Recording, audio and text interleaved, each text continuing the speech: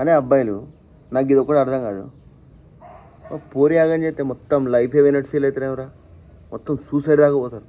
ఎందుకో అర్థం కాదు. నువ్వు మొగని కాదారా, నీకు ఇంకో పోరి రాదా మళ్ళా?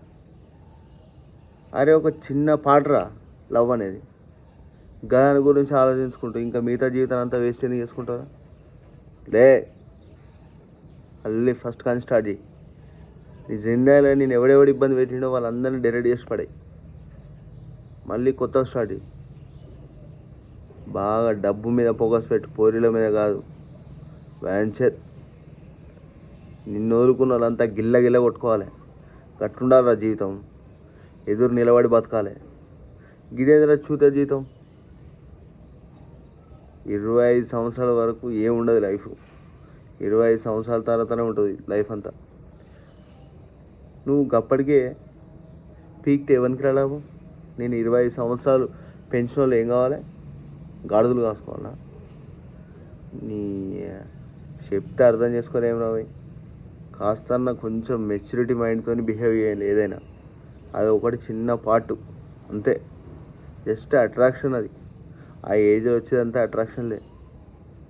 లైఫ్ అనేది 20 years తర్వాత లవ్ అనేది నిలబడితే గప్పుడు బాధపడు.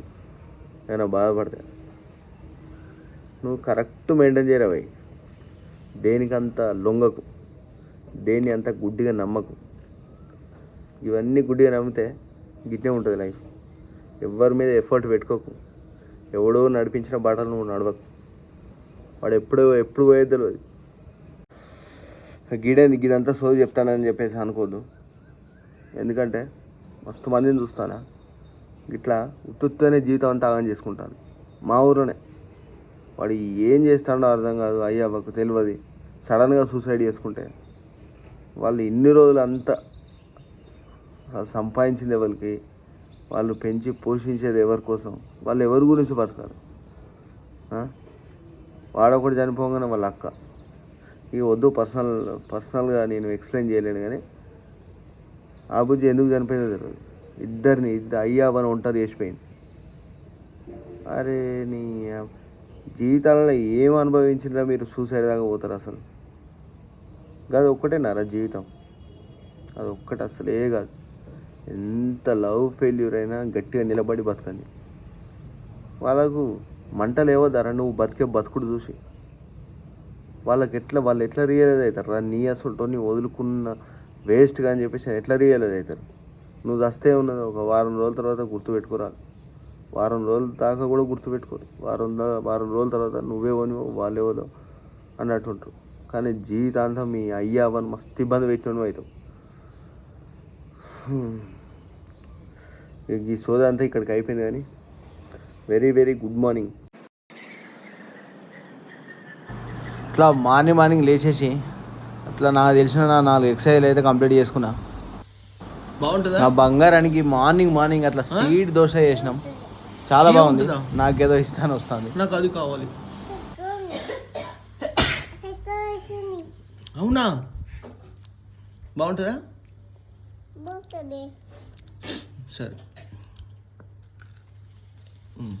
చాలు.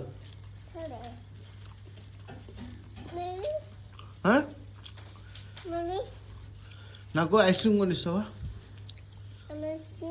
బటర్ స్కాచ్ ఎప్పుడు కొనిస్తావు? రేపా? ఎక్కడ కొనిస్తావు? డీమార్ట్ తెలుసా నీకు? ఎట్లా తీసుకెళ్తావు నన్ను? ఎట్లా తీసుకెళ్తావు నన్ను? అక్కడ ఐస్ క్రీమ్ బయట తిన్నావు కదా,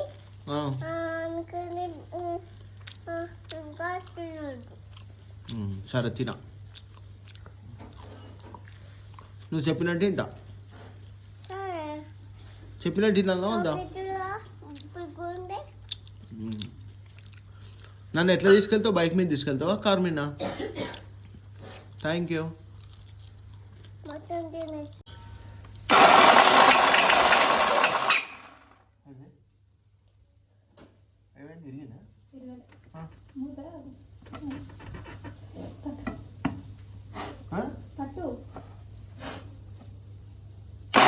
ఇక మాకు కూడా ఆ స్వీట్ చూస్తుంటే మాకు కూడా తినబుద్ది. దీనికి మాత్రం చట్నీ ఉండాలని చెప్పేసి అని నేనే చట్నీ ప్రిపేర్ చేసిన. అందులో బ్లేడ్లో నట్టు లూజ్ అయినట్టున్నది, అస్సలు పనిచేస్తలేదు. దాన్ని ఎన్ని ప్రయత్నాలు చేసినా సెట్ కాలేదు. ఇక నేను ఏం చేసిన, జ్యూస్ పట్టేది ఉంటుంది కదా, దాంతోనైతే కథం చేసిన.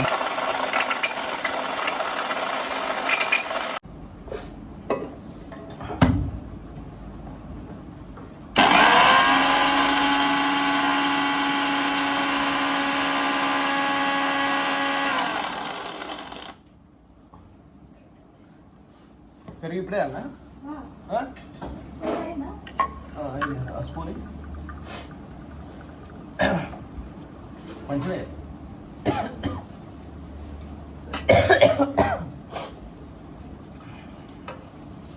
ఓ స్పూన్ సరిపోతాయి మనక రెండా?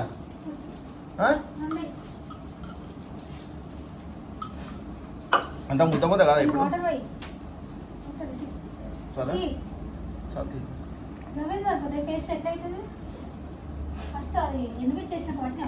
పట్టినే అయింది.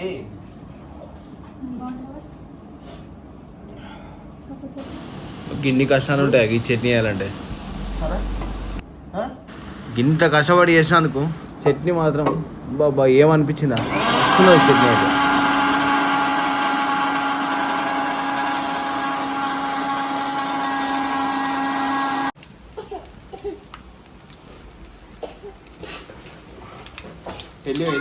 వెళ్ళిపోయి పేస్ట్ కూడా ఎల్లిగడ్డ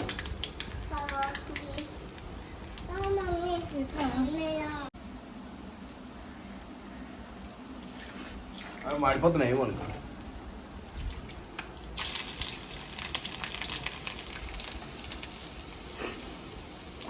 ఇంకేం కావాలి?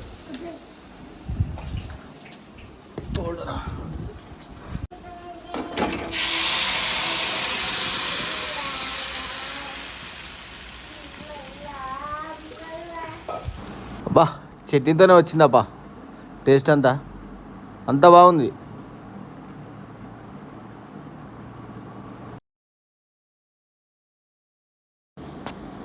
నేనైతే ఈరోజు 3 దోశలు కథం చేసిన. చాలా బాగా అనిపించింది నాకైతే. మీరు కూడా గోధుమ పిండితో ఎప్పుడైనా దోశలు ట్రై చేస్తే, ఎక్కువ అందరు బియ్యం పిండితో చేస్తారు కదా, ఈసారి ఇది గోధుమ పిండితో చేయండి, సూపర్ ఉంటుంది.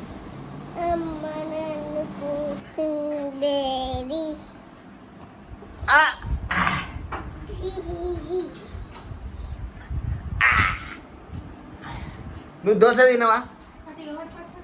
నువ్వు ఐస్ క్రీమ్ తింటావా, దోశ తింటావా? అభిజ్ఞ ఏం ఐస్ క్రీమ్ తింటావు?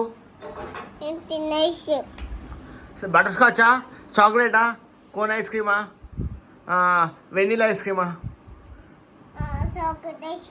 చాక్లెట్ ఐస్ క్రీమ్ తింటారు. మీకు చాక్లెట్ ఐస్ క్రీమ్ తింటుంటే మీకు ఎట్లుంటుంది ఫీలింగ్? బాగుంటుందా? చాలా బాగుంటుందా? సూపర్ ఉంటుందా? సూపర్ ఉంటుంది. పైసలు కొనుక్కొస్తావా నాకు? ఇలా అభిజ్ఞ అని డిమార్ట్ తీసుకోవద్దాం అనుకుంటాను. ఏమంటారు?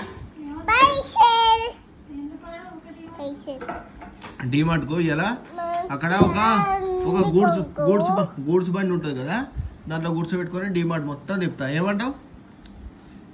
వస్తావా? నువ్వు నన్ను మీ మామతో ఎందుకు కొట్టిపిస్తావు?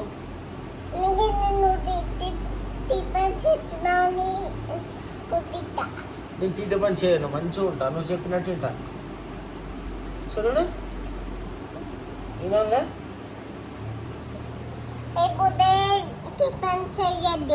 తీట పని చేయ. తీట పని చేస్తే ఏం చేస్తావు? మామది కొట్టితే మీ మామతో నన్ను కొట్టిస్తావా? మీ మామ పోలీసా? మేము కట్టేసి మేము తింటాం, నిన్ను తింటాం. అమ్మో సరే, నేనేం తీట పని చేయను. సరే నన్ను తీట పని చేయను. నేను పోలీసు కొట్టిస్తా, చేయను. Thank you.